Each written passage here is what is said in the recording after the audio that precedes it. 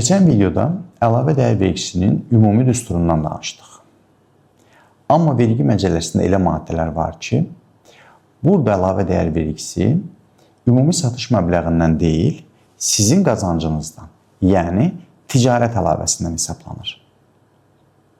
Söhbət vergi məcəlləsinin 153.2-ci maddəsindən gedir.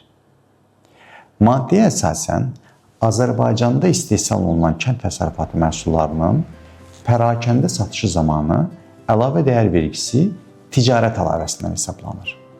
Sadə dillə desək, ticarət əlavəsi bərabərdir satış qiyməti çıxılsın alış qiyməti.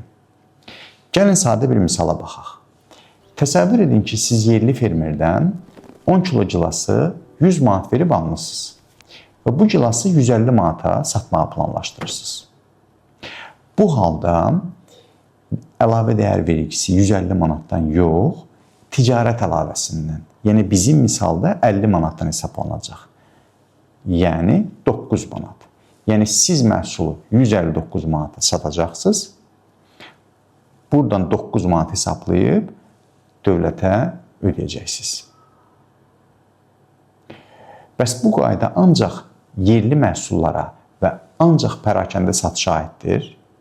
Məsələn, biz topdan satış etmək istəsək və ya xaricdən məhsul gətirmək istəsək, oyunun qaydaları necə dəyişəcək? Bu sirri növbəti videoda açırıq.